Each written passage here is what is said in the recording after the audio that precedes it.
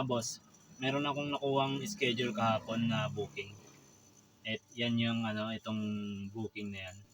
Ayun, nag-aabang ako ng kasabay niya papunta ng Malabon. Kasi alas 10 pa naman yung schedule niyan. Siguro alas 10 yung bukas ng office doon. O ng warehouse. Naisip ko, magkakarga na lang ako papunta sa Malabon. Mag-aabang-abang ako ng booking para hindi sayang yung takbo. Sa bagay, mula dito sa amin, 5 kilometers lang naman yung layo. Hindi naman ganoon katagal kapag pupuntahan doon. Sabado ngayon, kaya okay na rin tong booking na to. Sabayan ko na lang papunta ng North kung mayroon tayong makuha. Pero may diskarte tayong iba eh. Ang balak ng diskarte, papunta ng Pampanga na booking. Sabayan natin hanggang Pampanga. Tapos, diretso na tayo ng Lingayen. Para dire-diretso yung biyahe natin. Marami daw itong ikakarga eh. Mga box, 38 pieces or 32 pieces. Yun. Tingnan natin. Punta na natin yung una nating pick up sa Malabon. Malapit lang naman to eh. Tapos, abang na lang ng booking doon papunta ng Pampanga. Para may sakay natin yung suki natin sa Kapas. Kasi nag-confirm na eh. Kaya okay na. Andito na ako sa warehouse nila. Sabi ng guard, kunin na lang daw yung number nung tracking nila para may submit dun sa office. Tapos hintayin na lang tsaka i-atras sa may likod para may karga na. Kaso nga lang, wala silang pahinante. Siguro ako na rin itong magbubuhat. Ganun talaga eh. Kaya, ayun. Karga ko muna itong mga to.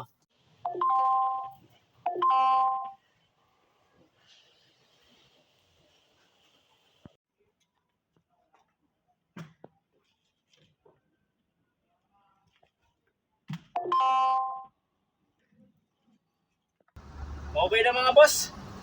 Nakarga rin lahat sa wakas.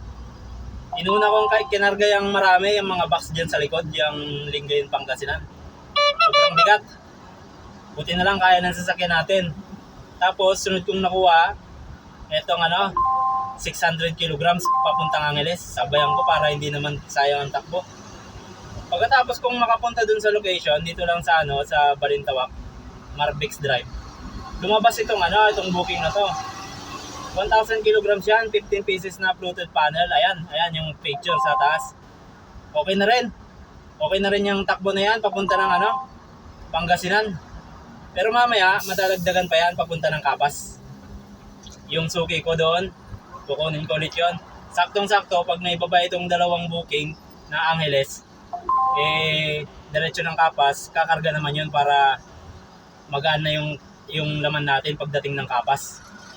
Pero mula Kapas hanggang Lingayen, siguradong mabigat ulit yung karga natin. Marami eh.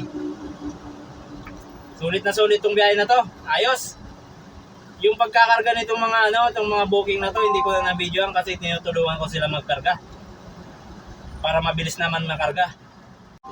Naka-uniform tayo ngayon kasi baka mamaya dito sa Cloverleaf Balintawak. May mga LTO lagi dyan eh. Mabuti nang ready para hindi tayo masisita at mahuli. Pero nung dumaan ako, wala na. Andito na ako sa papasok ng tollgate Balintawak. Kaso nga lang, napaka-traffic. Ano kayang meron ulit? O nagsabay-sabay na naman pa uwi lahat ng North. Ay nako. Pero okay lang. Okay na itong takbo natin. Sulit na to. Ito pala yung karga natin mga boss. 3 booking. Ayan yun. Papuntang North lahat. Okay na yan.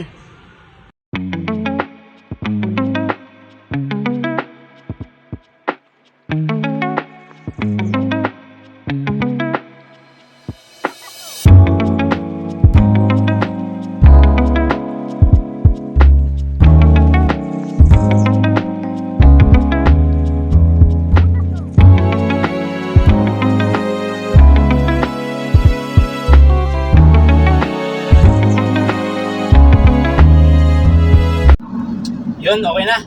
Tapos nang naibaba. Ako na yung umakyat dun sa top load, tapos merong tao yung customer doon. Sila na lang nagbuhat, papasok dun sa loob ng bahay nila. Ito yung picture.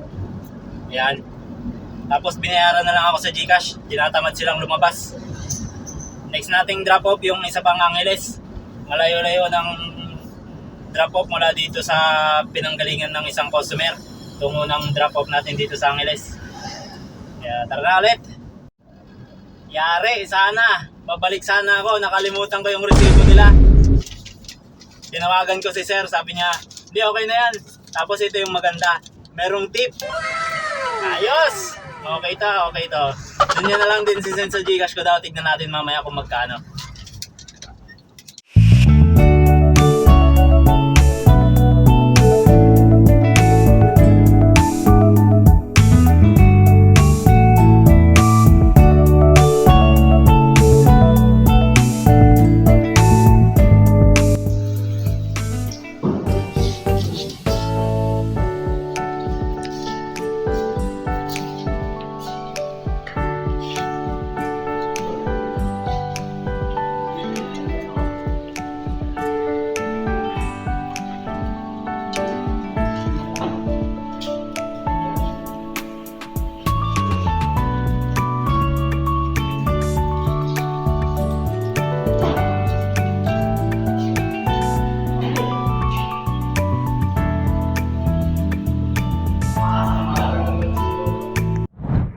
Yun, okay na.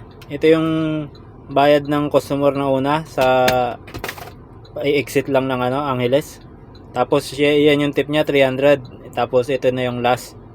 Binayaran na tayo ng sakto. Siningil ko rin ng toll fee. Gcash din tayo binayaran. Okay na. Yung drop pala nito dito sa mayroong Angeles, oh. Ganda rito, oh. Maluwag.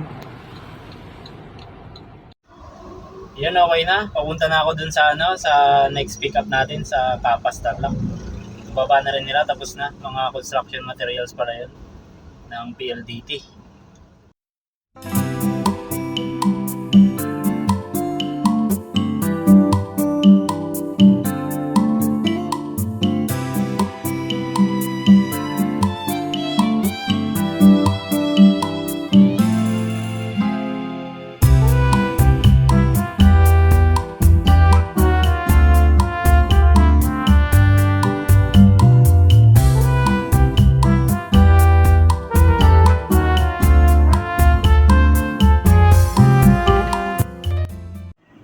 As always, kinarga ulit natin 50 pieces na na marble. Dito yan. Tara. May mga naging biyahe pala ako nung nakaraang araw. Ito yung video, ipapakita ko na lang dito. Yung next na video natin, no? Hey, good morning mga boss. Hindi na pala good morning, 12:52 na ng tanghali. Subukan nyo na bang may stress? Ito yung mga kinarga ko. Ayan. Nakaka-stress yung pangalawang booking na nakuha ko. Kasi plywood, napakarami. Nakakuha naman sa usapan yung yung fare niya. Kaso nga lang napakatagal. Itong pangatlong pick up ko sa school naman. Ayan yung video, tignan nyo.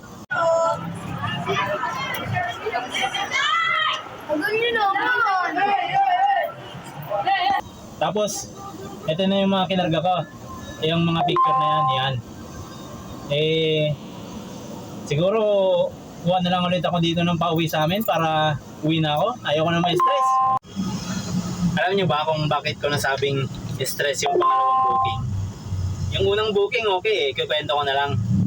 Yung unang booking, nakuhanan ko na siya.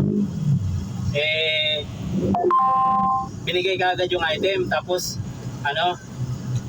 alis na ako agad. Ayun nangyari. So, pangalawang pick up, pangalawang booking. Ang nangyari, bibili yung taga Pampanga, itong booking na yan. Kaso nga lang, kakarga muna bago babayaran. Diba? Napaka-hassle.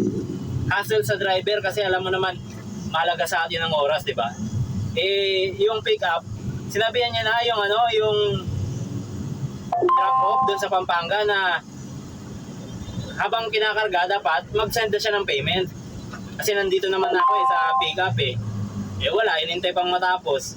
Tumagal din ng ng 40 minutes may get yung loading. Pati yung pag-aantay, siguro 10 minutes may get. Diba? Halos 50 minutes. Sayang ang oras, kaya napaka-stress. Itong pangatlo kong pick up, School naman, alas 12. Uwian. Ay, stressful. Alam niyo naman, school, uwian, alas 12 ng tanghali. Naku, yari tayo nito. Ang naging problema ko pa doon, lumampas ako sa pickup. So, umikot ulit ako. Ay, stressful talaga. Pero buti na lang, nakarga ko silang lahat. Itong booking na ito, isang 600 kilograms yung chassis ng Mio.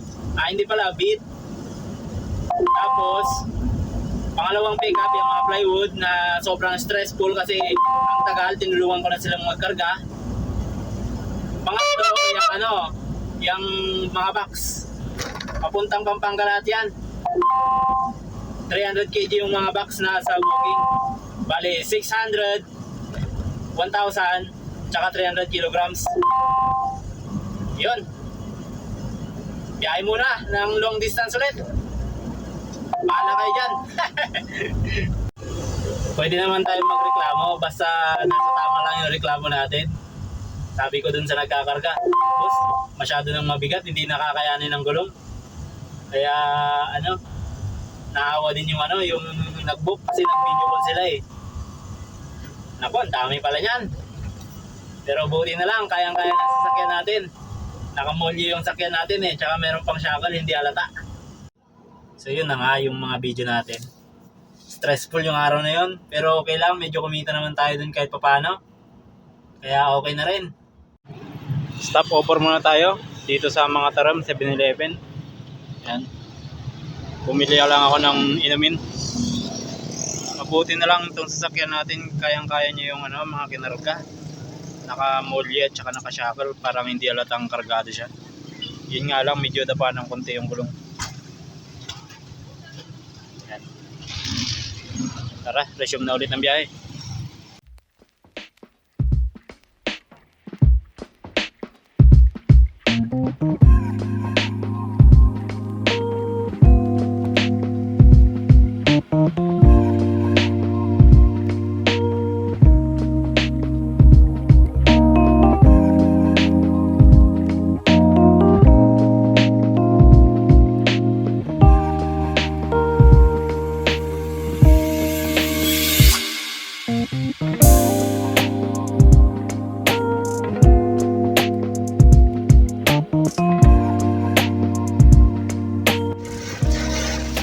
Uy, lakas ng ulan.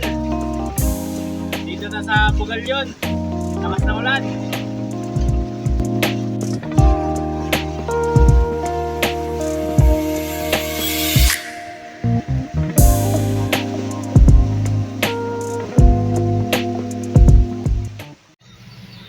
Okay na, baba na. Tinulungan ko na lang magbuhat, wala kasing kasama. Sa wakas, tapos ring may baba mga boss. Tinulungan ko yung kasama nila sa bahay nila na magbaba kasi mag-isa lang siya. Doon ako sa loob ng sasakyan. May baba na. Sakto yung binayad nila sa Lalamove kasama yung toll gate. Pero ang kagandahan nito, may binigay na tip. Eto, nabigyan tayo ng tip na 500 pesos pa sobra. Kaso nga lang, pagod na pagod tayo. Pero okay lang, ito yung hinihintay natin, yung mga tip na magaganda. Last drop off ko na, papunta ng Bulinaw. Magpapalit muna ako ng damit kasi kanina dun sa Kapas, nagpalit na ako ng damit kasi nabasa ulit ng pawis. Pawisin kasi ako eh. Kaya palit ulit ng damit, baka mamaya magkasakit tayo.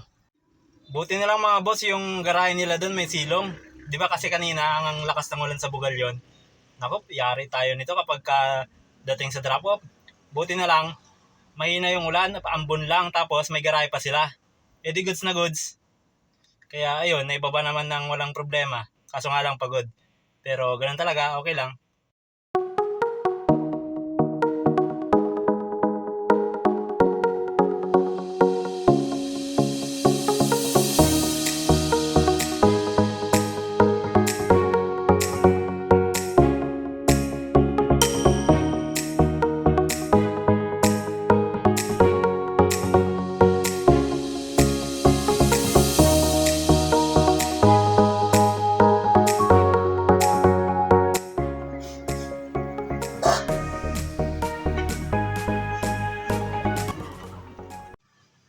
hindi ko na na-videohan yung mga ibang unloading doon sa video natin.